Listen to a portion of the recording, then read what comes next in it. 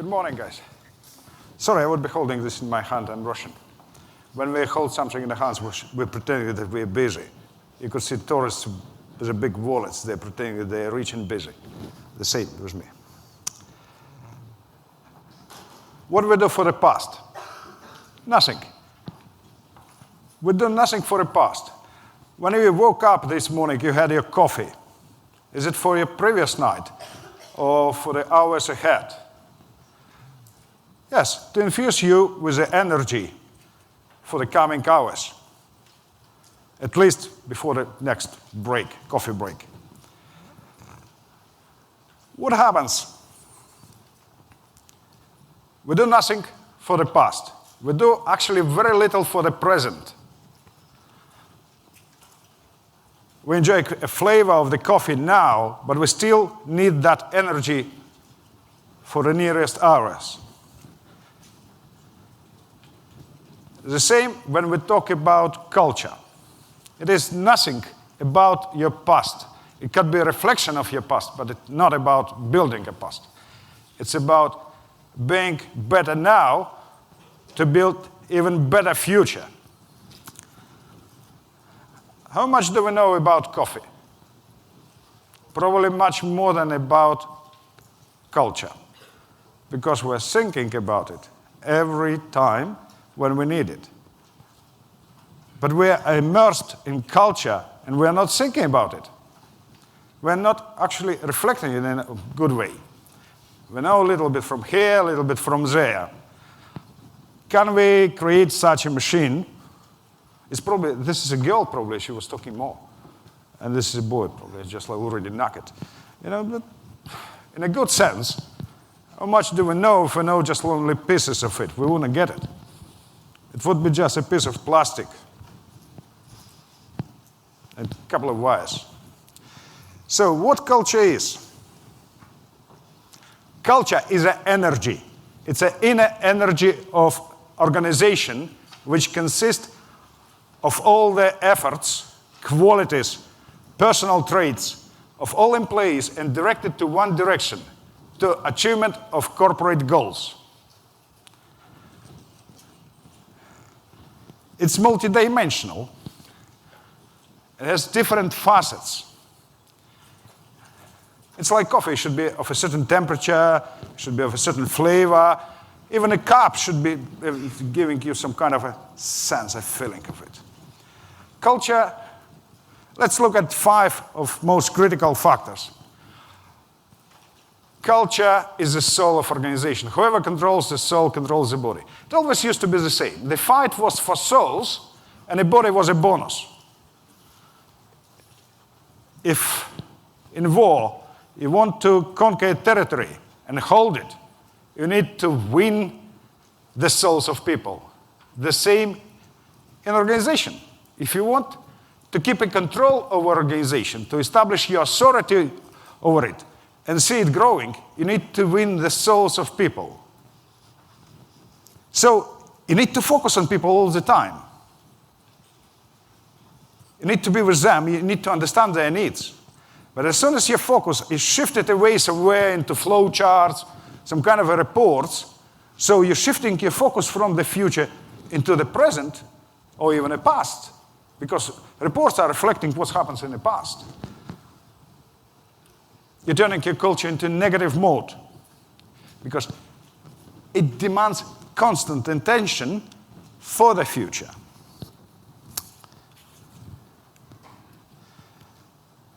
Culture is a catalyzer of performance if positive. It makes a sense of all the processes, smoothing them. Let's look at Microsoft. Their capitalization has rocketed up from $350 billion to over $1 trillion over the last 5 years. They bet on a strong culture and won. We could mention such global leaders in their industries as WD-40, Starbucks, Southwest Airlines, Singapore Airlines, and many others. And we're all thinking of them as incredible leaders. But the reason is simple. Their culture is a catalyser. But we're really not keen to talk about another side of this coin. It's culture could be an inhibitor, slowing down all the processes and reactions in the organization. So negative or toxic. As I'm always saying, never talk bad about almost dead. Have you got, or any one of you, got experience of working in a negative or toxic culture? Could you raise your hands? I got this experience. How did you feel? It's like being a hostage of dark forces. You know, think of this famous piece of art which Edvard Munch made like 100 years ago, The Scream. This is a desperation, and the similar desperation your family, your customers could read in your eyes. Please save me from this job, you know. That's the same in a negative culture. And now raise your hands who want to be or work in such environment. No volunteers? No? Okay. Culture is a state of your soul. It's immediate state of everything that goes inside. This is your inner world, which is immediately transferred to your customers, to your partners, to everyone who is getting into contact with the organization. With whom would you prefer to deal? With somebody nagging, depressed, you know, always demanding, you know, just some kind of, you know, or somebody really energetic, positive, you know, bursting with energy like Energizer battery. Frank, what's your choice? Of course, the first one, because you will win. But physically, customers are the same. They're really attracted by a positive energy of the company, and they want to stay with it. It's like a huge magnet for other people. That's what we're often missing when we talk about different things of a customer service. This is always unique. This is always progressive. And that makes a huge difference between cultures. So no one could repeat this feeling. No one could repeat and copy-paste this sense. Culture reflects leadership. Actually, never vice versa. Because leaders are responsible for culture. You. So you lead organizations. Not HR department. Not any other department. All leaders. I never saw a good culture, strong culture, with a bad leader on the top. But I always saw negative culture with a bad leader on the top, even the one who pretends being really great. But it's not true. Culture not just only reflects, it shows a result of leadership. In other words, I could say, culture is a child of leaders. And even if they gave up on it, they're saying, no, I'm not taking care of it. They're still responsible for it. And this is important. Up to 85% of a company capitalization can be addressed to culture, directly or indirectly.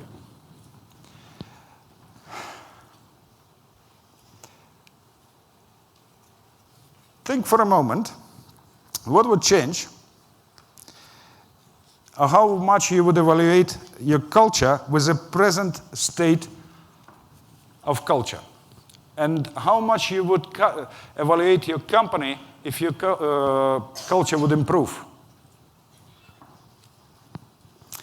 Since about 1973, 1975, we're facing a really slow growth of business performance.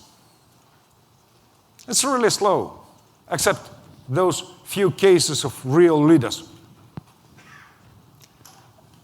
The reason is simple. We all know that about 15% of employees are really engaged in their workplaces. So 85% of people are really just attending their workplaces. They're not engaged. They're showing up. It's like me holding a paper and saying, hey, I'm busy. Imagine yourself in a life raft. I used to be in the fishing industry. I know what it means. Being in the rough sea and just like in this fancy boat. Ooh. Imagine yourself that only 15% of a crew is actually rowing, while 85% of the crew is just pretending or imitating their activity, but they're really fast, really good in consuming food stock and water while you're struggling to get to a safe harbor across the choppy seas. So the business is the same. As soon as we're talking about getting people really involved, your performance is rocketing up. And that's what we need. I talked recently with a venture capitalist who investing in startups, and they said, look, we don't invest into a product anymore. So they're not bothered about those machines, or these fancy robots. We're investing into the strong teams which are capable to make a unique product. And this is immediately reflected in the capitalization. We are not bothered about the product itself. We are more bothered about the team. Anyone from the banking industry? What do you do in your bank? Would you be successful if your team is weak, even having a pile of money? No. So money, it becomes like a secondary factor. Thank you. What shapes culture today? What it would brings us? Even a topic of a conference is post-comic reality. Many companies have paid a hefty price or sacrificed themselves because of ignoring culture. We're dragging old mistake, and very costly mistake, from the past, from the industrial era, forward. And we'll know old mistakes repeated again and again are costing more and more every day. What I have learned myself, I managed a big number of companies in different countries. And then one of the main lessons I have learned is problem is not something that keeps me awake in the middle of the night or keeps me worried or keeps me afraid of losing money. Nope. Problem is what distancing company from its customers. And a bigger problem, a greater divide. And a culture is responsible for closing this gap and solving the problems in the most efficient, organic way. If you lose your money, you could earn money again. But if you lose your customers, you wouldn't get any money, and your business is dead. What do we need to think for a moment? We're actually already in the digital era. It's not for scamming. It's already here for several years. It's very new, very dynamic, and so still uncertain. Because it's a bit uncertain and murky, we're saying, no, it will come, but it's already here. And what realities it brings to the screen, we need to define already now, even if it's still uncertain. Let's look at the crystal ball and see what we could define. We need really, really high effectiveness. For us, it's something really restricted. But what happens if culture is really cared and treated properly? It helps to increase performance to up to 300%. Microsoft is a good example of it. Would you fight for such result? Or you would ignore it? Who needs a good performance? Who runs own businesses? Who are really taking care of it? That's directly applied to you. Those who don't care about the performance rate or making your company stronger and bringing more money back home, you shouldn't be bothered about it. That would be a difference. But the real paradigm of a modern business is very simple. Build a strong culture or be outperformed by much stronger competitors with much stronger corporate culture. This is a principal difference. I recently compared two interesting banks. A huge Russian Sberbank. It's the biggest bank in Russia. It's more than 300,000 employees. An American moderately sized key bank. 15,000 employees, very strong culture, very focused. The thing is, their capitalization is almost equal. Or almost equal. That shows that effectiveness, it's not a matter of money, it's not a matter of support, it's a matter of culture which is built and cultivated within a company.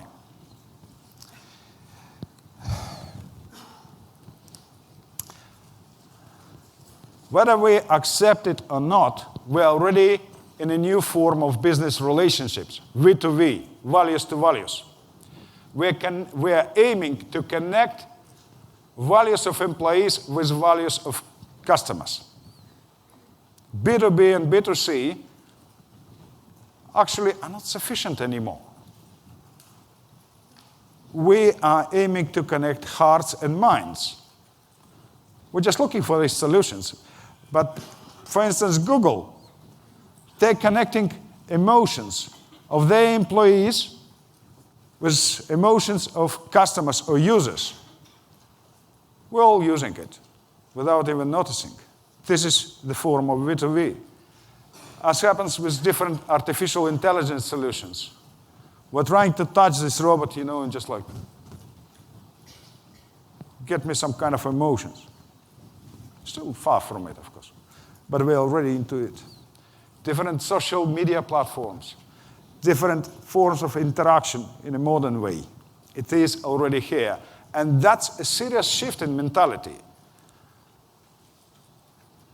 Just think for a moment how we're prepared, what we're getting for it.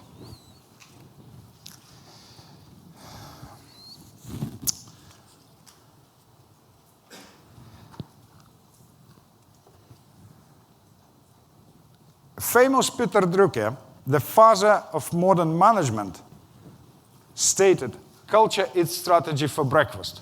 You probably all of you heard this statement. What's on a menu? If it's we talk about breakfast and again coffee. People.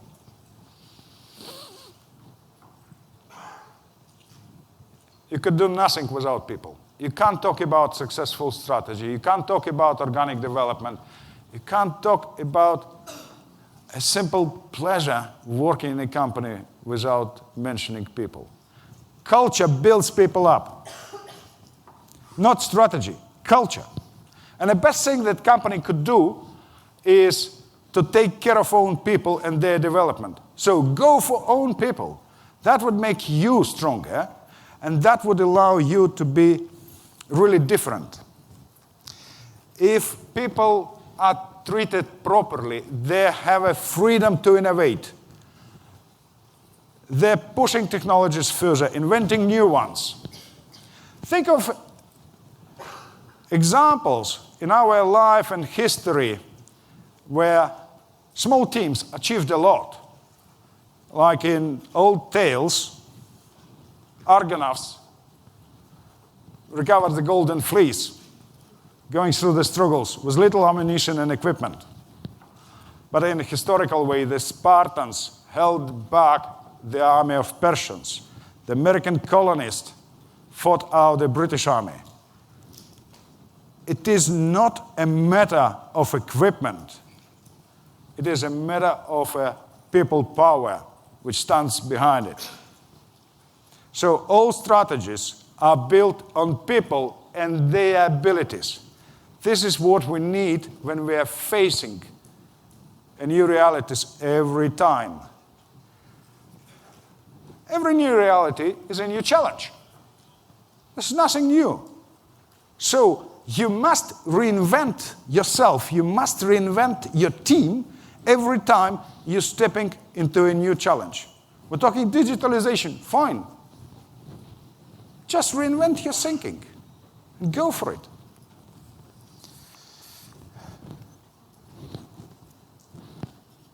At the same time, I need to think that battlefield,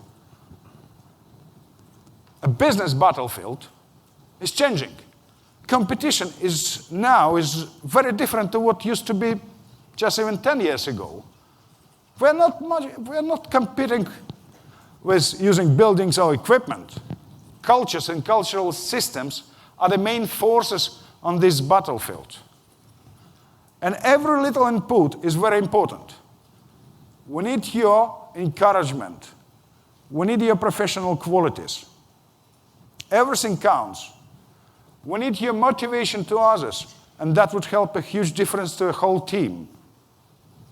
It's like what you would bring on a table would make a difference in terms of competition. Think of these newly appeared roles: Chief Heart Officer, Chief Happiness Officer, Chief Culture Officer. To me, it sounds like they're responsible for a Ministry of Defense in terms of a competition, because they are roles to unite a people as an army of a strong force to go and fight for the best and challenge competitors. Are you competing in old style? Try culture. You will win. Trust me. We all know, and we are here today, because we understand that a demand for sophisticated customer service is only growing. And when we talk about sophisticated, we can't or should not forget about a human touch. Human touch makes a difference, not solutions. Culture is accountable for making every employee personally responsible for sophisticated customer service, regardless whether people are in direct contacts with customers or not. Culture makes a good, strong culture makes every employee customer savvy, and this is what we're all about. And not only today, not only here, but in every organization, in every business. Because customers are main judges, they're emperors of our business existence. If I look under the bonnet of Mercedes-AMG cars, you will see a personal plates, a personal shields of an engineer who assembled the engine. And you could contact him. You could send him a message. You could meet him over the coffee, talk about engines, and understand what's going on and get some latest trends. This is a strong philosophy, actually, which is showing that it is possible to connect absolutely different things and different issues and bring them together in somehow. And this approach is already taken by a few other car makers, Rolls-Royce, Aston Martin, and it grows. But what's important, and never forget it, you must stay firm in all cases on real basics, on the basics of a human interaction. Nothing would replace an engaging conversation by a water cooler. Nothing would replace a really hearty chat by a coffee machine. We need this emotional, psychological, physical connection with people, real human connection where the human touch resides. Don't lose it over machines. Of course, this is not a full list of everything that we could see, but at least those things are the most clear aspects of drivers of external forces. But what about internal drivers? What drives culture now? Let's look at engagement, the very core of culture. When we talk about engagement, we usually assume that engagement is a standalone factor. But no, this is a complex element which consists of 7 other factors. And this is affected in a way how we are prepared for it. Why up to 70% of people, people are more effective, more productive to up to 70% if they're engaged. The reason I skipped that slide to get back, you understand, where we are now and where we want to be. It's like a difference. How did you feel before having a coffee and after having a coffee? Would it be a difference?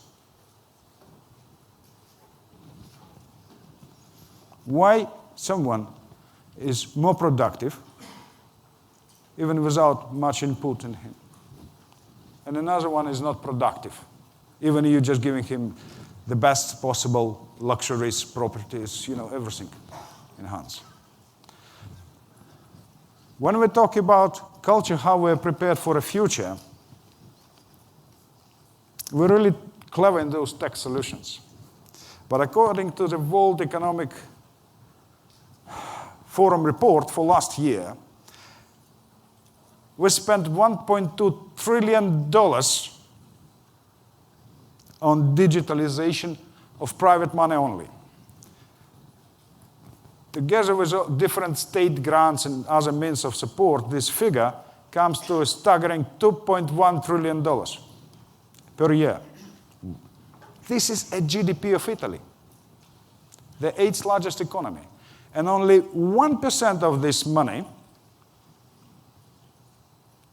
covered or exceeded costs. Somebody could say, yeah, that's a fat 1% because the figure behind it is still huge. But this is exactly what we're talking about. How do I feel before having coffee and after having coffee? Because 1% is next to nothing.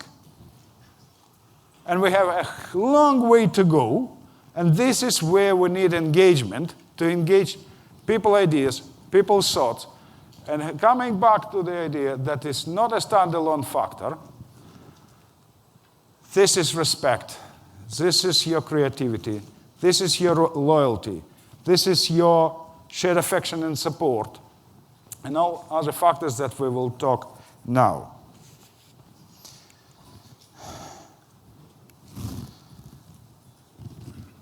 Respect is always needed for success. Even 2,500 years ago, a famous strategist, Sun Tzu, stated or noted, regard your soldiers as your children, and they will follow you into the deepest valleys. Look at them as your beloved sons, and they will stand by you unto death. Nothing has changed.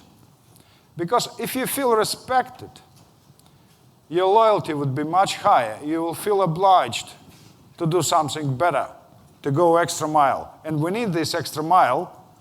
We need people really to reveal their best things and give their best. But like in love, it demands constant, very addressed, very focused message to each other, because this is a two-way street. We need to understand that we respect someone and he or she respects us back. I got a call another day from my Norwegian colleague, and she said to me, listen, you wouldn't believe it. I know a Norwegian guy who is married to a gorgeous Brazilian woman. And one day, this gorgeous Brazilian woman came to her husband and said, look, you never talk about love with me. I need to know whether do you love me or not. And this poor guy said to her, did I say to you 3 years ago when we got married that I love you? She said, yes. You see, I'm of the same opinion. I didn't change it. If I'll change it, I will let you know. Are you of the same approach? Show your respect to people. Surely you will do better.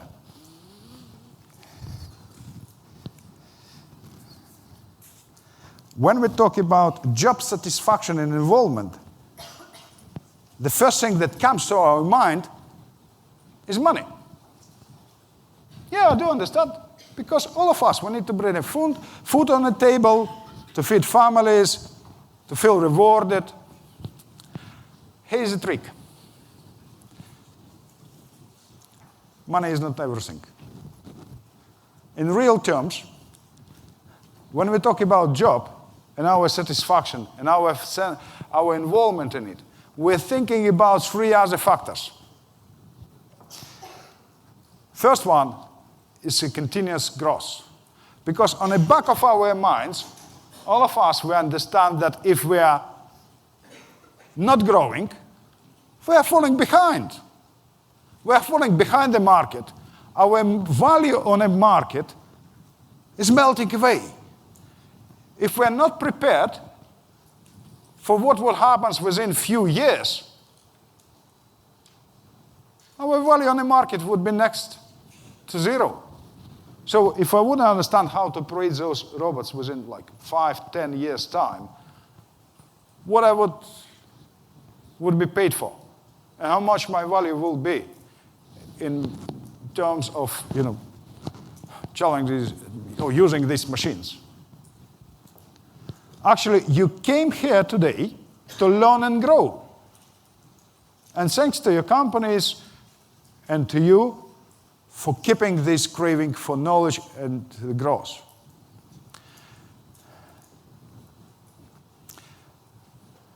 The second very important factor is we all feel satisfied and involved if we could change something for good. Even if we do some kind of a boring or routine work, if we'll come up with some kind of an ideas and about what would do for good, how to improve these things, particularly in the customer service, this is critical. Then I feel involved. I'm changing something. And the third factor about feeling my importance in organization. For those who used to work in a negative, toxic culture, the first question comes, am I respect myself? Am I important in this company? Or you start questioning your position in a company, you start questioning your position in the world. You feel like an old oil filter which is thrown away without any thinking. Just like, that's it, forgotten.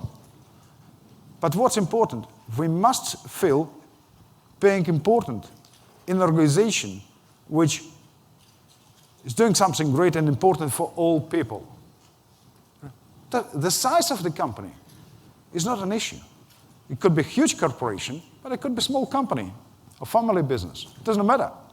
We are important. So think of these three factors, but never forget to pay fairly to your people. They still need food, in a good sense.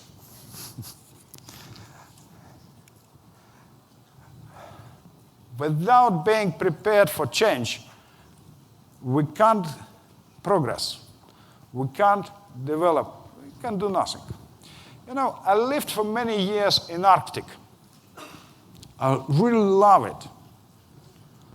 I really love it.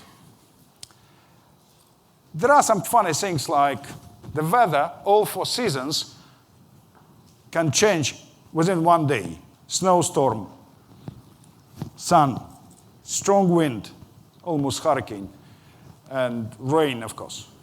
And imagine yourself like 7 o'clock in the morning, mid-June, nice. 3 degrees, snow with rain. Nice.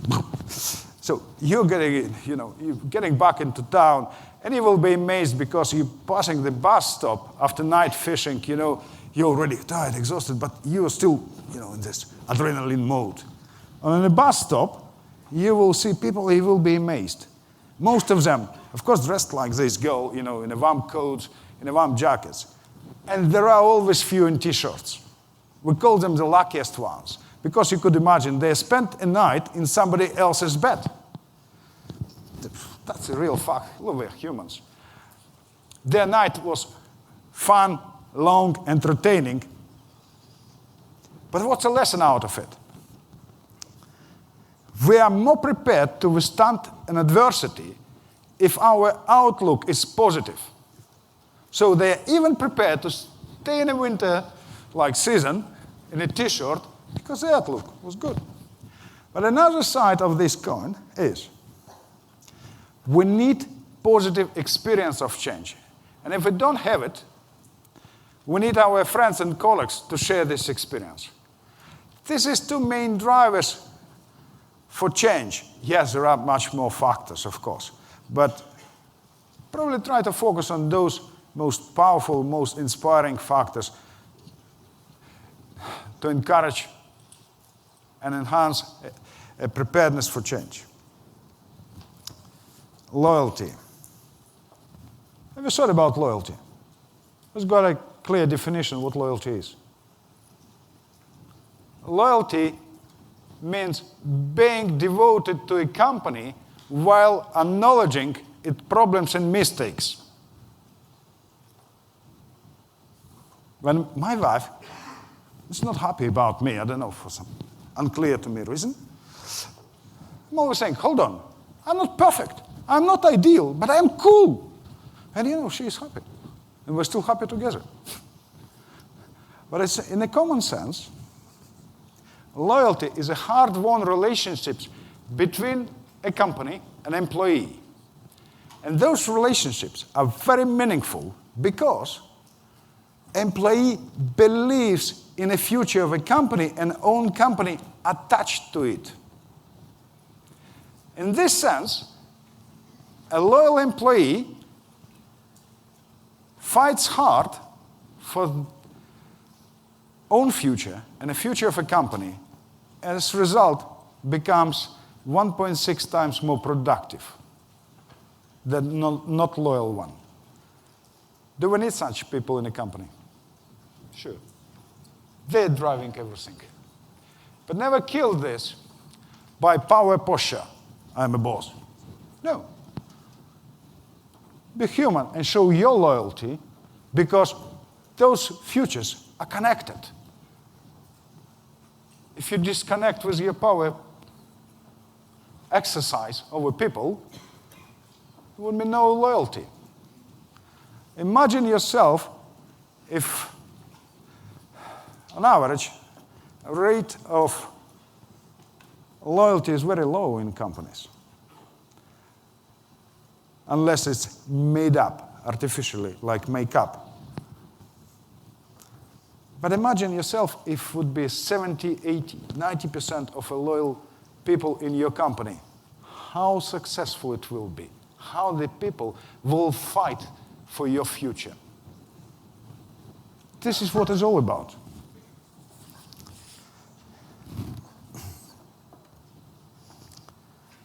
Ideas that change the world comes to those bold and brave thinkers. Those who are thinking how to do something differently and for good. The most desperate subject, topic, we need to grasp as quickly as possible is about how to express our love and care to customers. It comes from ideas. It's not a gift from heaven. That comes from all of you. What you would think, what you would invent. Here we could draw a line between negative culture and positive culture. Negative culture is a culture of 1,000 no's. No, no, no, no. To any ideas. Just like we're killing it. And as a result, such company becomes blind and helpless in terms of competition or getting closer to the customers. Positive culture tends to say yes to new, brave ideas. And those companies are changing the status quo. They're very interesting and, of course, original, very advanced in different customer service solutions. They're satisfying their customers in a much better way.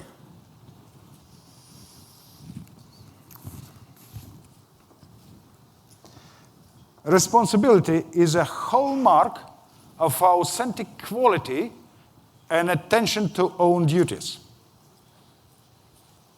We all know it, that's quite obvious, that the high responsibility means high quality, and a low responsibility means low and inconsistent quality.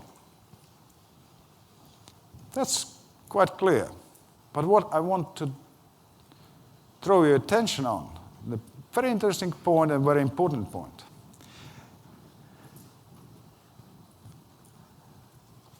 Being responsible means not giving unrealistic promises. When your employee, not responsible one, giving not realistic promises to customers, he is setting up a customer, setting up a company.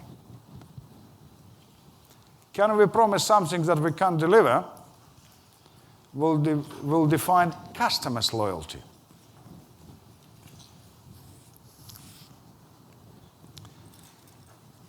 In business, in life, at work, we're working together, we're growing together, we're learning together, we're winning together. Like in this life raft, as we mentioned before, we are all together, we're dependent of each other. If we think for a moment, what you could do on your own. Can you grow professionally? No. No one could grow alone. We need a support from all others. Physical support is still important. If we think even of life raft or case studies, we're asking our colleagues, pass me a file, take a call for me, different things. We could call them physical. But what we need more and more is emotional and psychological support.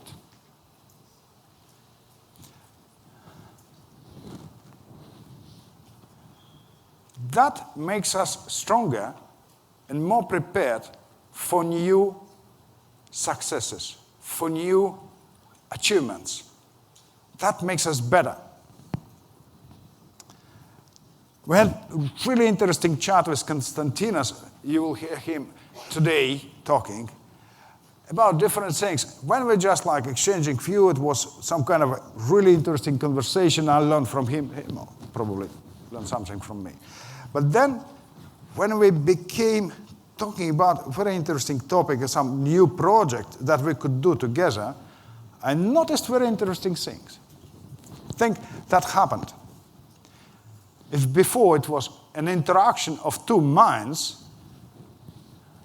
it was quite interesting. But as soon as we found something common, something engaging and mutually affecting, we become one mind.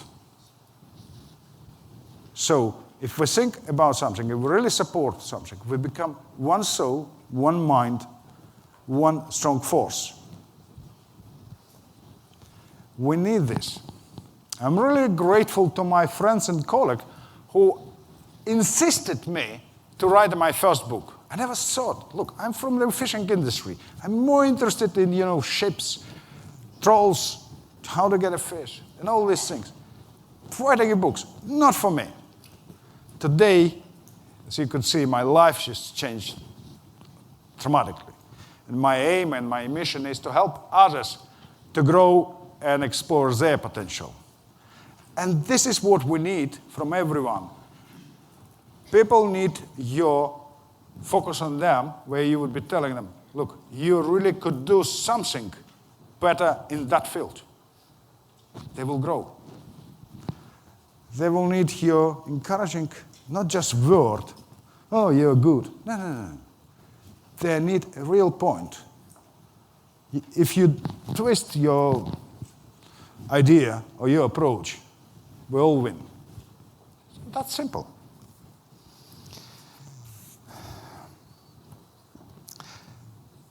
In common sense, an engaged employee becomes a customer co-worker in building customer satisfaction. This is actually, if you're asking your wife or your husband to prepare coffee for you as we talk, he or she already know what kind of coffee you drink, what should strength of it, how much sugar to be added, and you're both satisfied. You are co-workers of satisfaction. And this is what we need. But how to get people together as one strong force? That's always a challenge. How to get all of you separated into one, this cohesive force.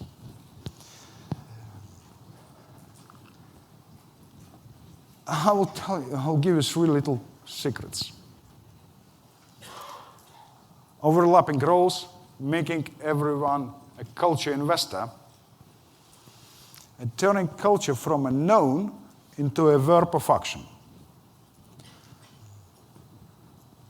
Roles, in terms of culture. Roles define how we support each other and customers. This is not a mere job description which we are all thinking about, just like at any instance, being at the office. This is how I understand my influence and impact on activities, work, and development of others. How to get it across organization. I'll give you a simple tip which you could use immediately, today, tomorrow in our office, and get, I would say, up to 40% a teamwork improvement by answering 5 simple questions. If you're interested in it, you could write down these questions. They wouldn't be on presentation. But they're simple. Write down an answer in no more than 10, 12 sentences altogether. It should be compact.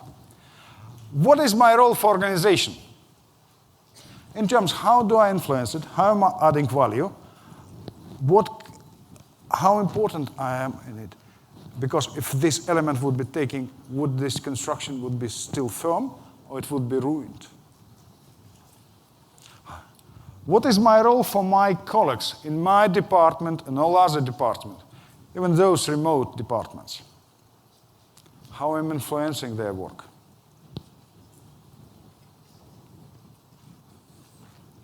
What is my role for customers, even if I'm not in direct contact with them?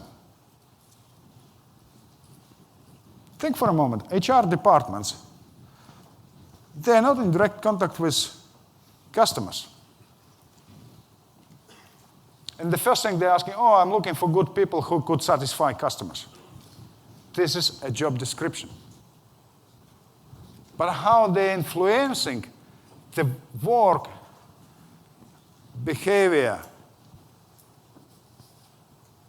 enthusiasm of people who are in contact with customers would make a huge difference. What is my role for my subordinates and apprentices? And of course, what is my role for my leaders, shareholders, co-founders, my top managers? This would allow you, your top managers, and your employees to grasp a full picture of organization as a one whole big live body. Not a fragments, but those things. Questions might sound very simple, but they are not simple to answer. It demands some certain effort.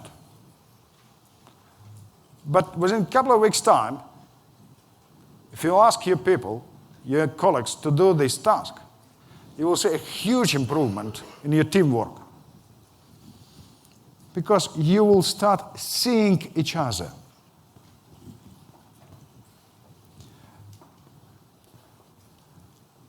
I used to be at sea myself on a fishing boat. I used to be an engineer. So Engine room, I don't see those who are on a bridge, But I feel them, what they do, and they know what I do. And if I go on a deck, gutting fish, it's all of us. I need to understand what's going on, where we are.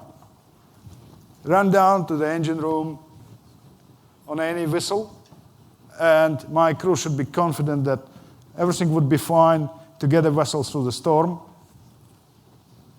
That's the same. You must have an entire feeling of organization. Everybody, every part of it. Culture is not about me. And I will tell you nothing. Culture is not about you. Forget it. Culture is about what we do for others.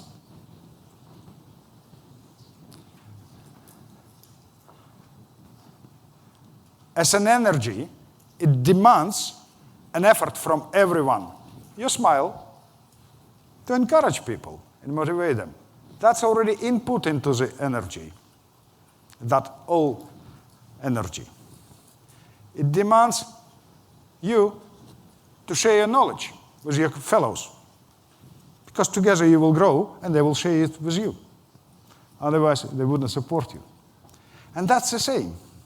It demands constant. So we must invest ourselves to others. If we wouldn't invest our effort, our understanding, our courage into others, they wouldn't invest into us. A simple logic of reciprocity stands behind it.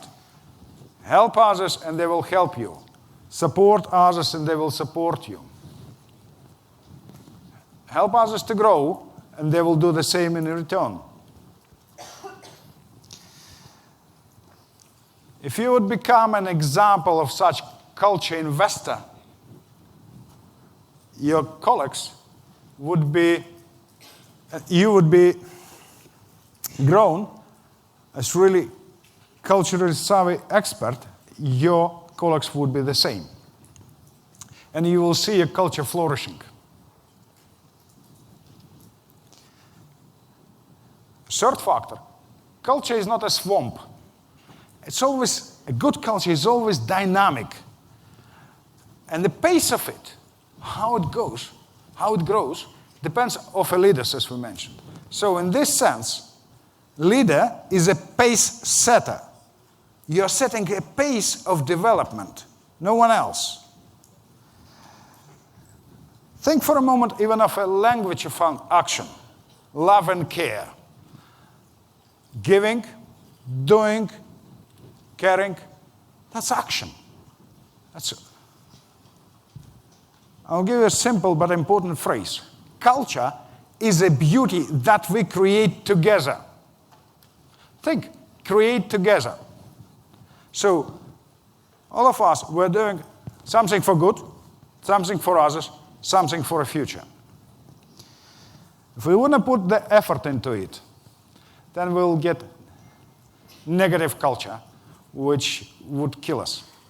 And we don't want to be there.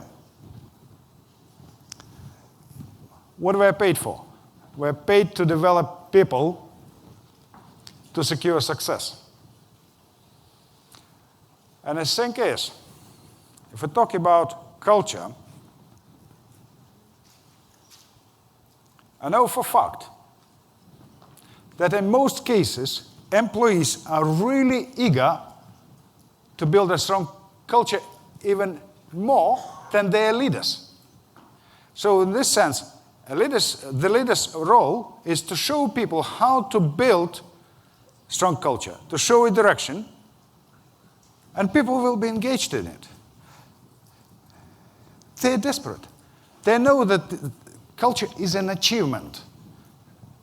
They will fight for it. So, in this sense, our duty, our obligation to people, to release this enormous power, to make these organizations not just beautiful, but much stronger, much more effective, and people progressing in them. I'm a former weightlifter, and I know really well. Oh, sorry, I'll skip this one. Don't have much time. You know, this place is really different from any company I've ever worked for. It has the spirit of a small business where everybody feels that their contribution really matters. Yet it also has the discipline of a larger company that has a process for development, for marketing, and for finance. It's really a fantastic combination of the two. The culture of GoDaddy is fun.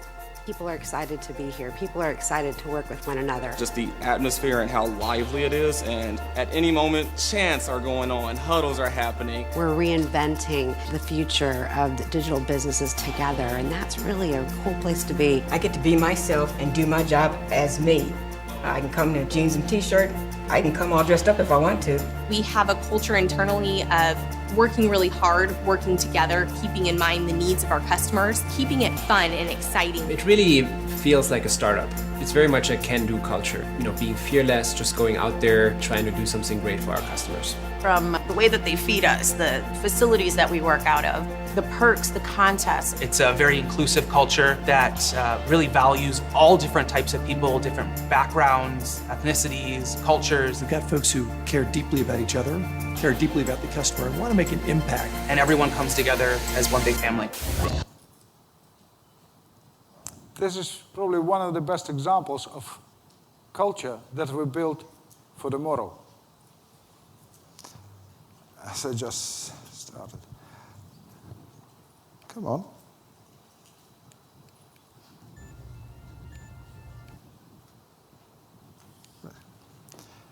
Okay. I know for a fact, as a former weightlifter, that strength comes not from muscles, but from your inner core, from everything that's inside you. That drives your muscles, that drives your courage to train, to do better, to grow every day, you know.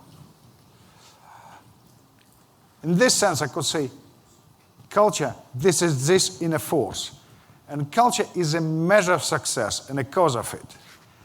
And we really need it to see our people grow, develop, not sometime in a distant future, not next year, not even tomorrow. We need to help people to be happy and grow today, now. And I'm really confident that you could do it.